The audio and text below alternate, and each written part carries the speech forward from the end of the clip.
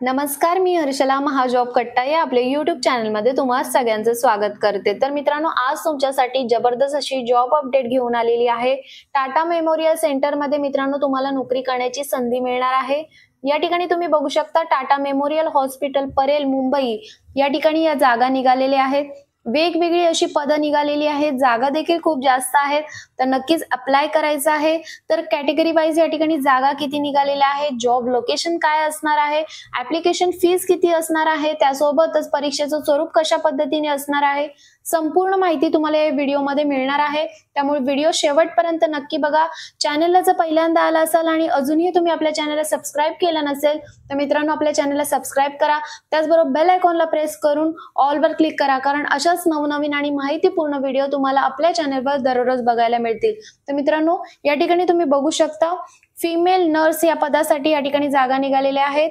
तर अनरिझर्व कॅटेगरीसाठी 31 जागा आहेत, ओबीसी कॅटेगरीसाठी या ठिकाणी 20 जागा आहेत, एससी कॅटेगरीसाठी 10 जागा आहेत, एसटी कॅटेगरीसाठी 16 जागा आहेत, ईडब्ल्यूएस कॅटेगरीसाठी 5 जागा आहेत।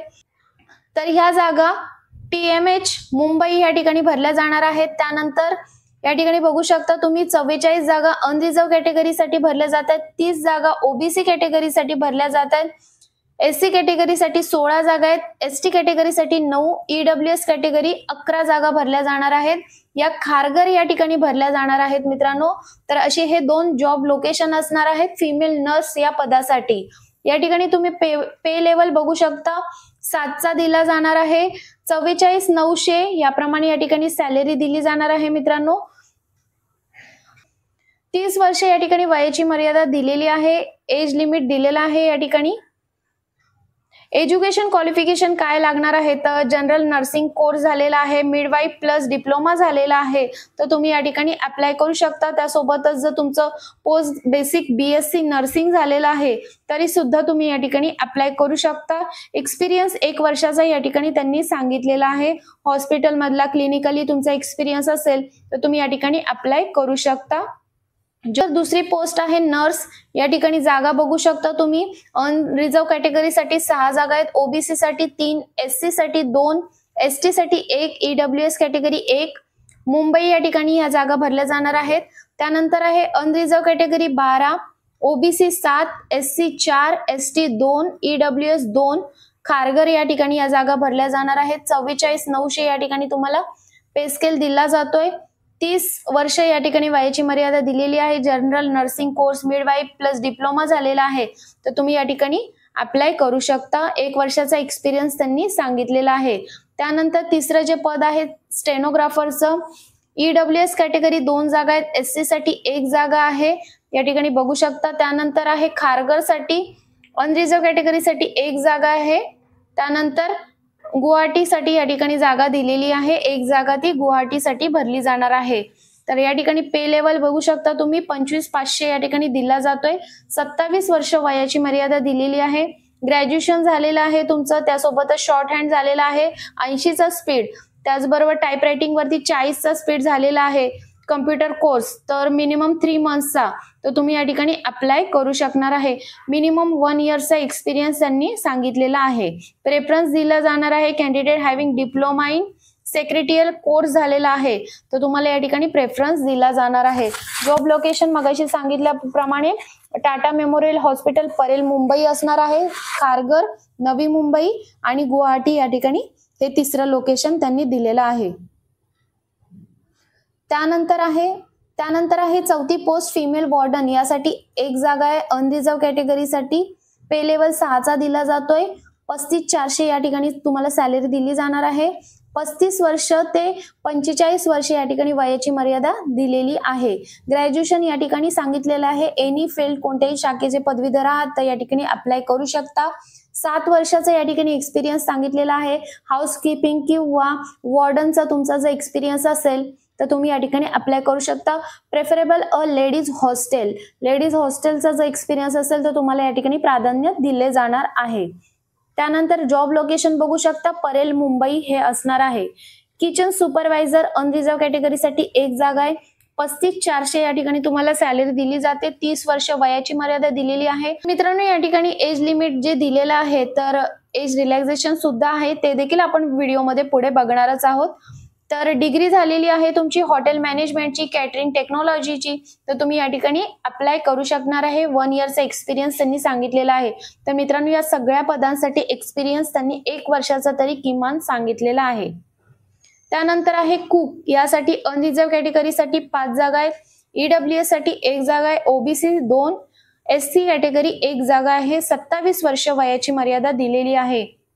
10वी जर तुमचं झालेलं आहे तर तुम्ही अप्लाय करू शकता. फूड प्रोडक्शन, बेकरी किंवा कुकरीचा जर कोर्स झालेला आहे तर तुम्ही या ठिकाणी अप्लाय करू शकता. मिनिमम 2 इयर्सचा एक्सपिरियन्स किंवा post qualification apprenticeship in food production department of 3 or 5 star हॉटेलमध्ये जर झालेला आहे तर तरी सुद्धा तुम्ही अप्लाय करू शकता. त्यानंतर आहे अटेंडेंट, अनरिझर्व कॅटेगरीसाठी 6 जागा आहेत, OBC 5, SC 6, ST 1, EWS category 1 जागा आहे. पे लेवल 1 चा दिला जातोय. 18,000 या ठिकाणी सॅलरी असणार आहे. मॅक्झिमम एज लिमिट 25 वर्ष दिलेलं आहे. एज्युकेशन क्वालिफिकेशन सांगितलेलं आहे, 10वी झालेलं आहे तर तुम्ही अप्लाय करू शकता. Candidate should have minimum 1 year experience in feeling, record keeping, dispatch work, operating photocopy machine, helping in office work, dusting and cleaning ETC झालेला असेल, याच्यामधला एक्सपिरियन्स असेल तर तुम्ही या ठिकाणी अप्लाय करू शकता. नवी मुंबई, खारघर हे जॉब लोकेशन असणार आहे. ट्रेड हेल्पर यासाठी अनरिझर्व कॅटेगरीसाठी 12 जागा आहेत, ओबीसी 17, एससी 10, एसटी 5, ईडब्ल्यूएस 4 जागा आहेत. 10वी झालेला आहे, तुमच्याकडे एक्सपिरियन्स आहे तर तुम्ही या ठिकाणी अप्लाय करू शकणार आहे. जॉब लोकेशन नवी मुंबई असणार आहे. असिस्टंट सिक्युरिटी ऑफिसर या ठिकाणी जागा बघू शकता. अनरिझर्व कॅटेगरीसाठी 1 जागा आहे, ईडब्ल्यूएस कॅटेगरी 2, एसटी 1 अशा या ठिकाणी जागा आहेत. मुंबई या लोकेशनसाठी. खारघरसाठी अनरिझर्व कॅटेगरीसाठी 1 जागा आहे, एसटी साठी 1 जागा आहे. पे लेवल 6 चा दिला जातोय. 35,400 या प्रमाणे या ठिकाणी तुम्हाला सॅलरी मिळणार आहे. 35 वर्ष वयाची मर्यादा दिलेली आहे. एक सर्व्हिसमॅन असाल तर तुम्हाला या ठिकाणी 15 वर्ष तुमची सर्व्हिस झालेलं असणं गरजेचं असणार आहे. क्वालिफिकेशन ग्रॅज्युएशन या ठिकाणी झालेलं असणं आवश्यक असणार आहे.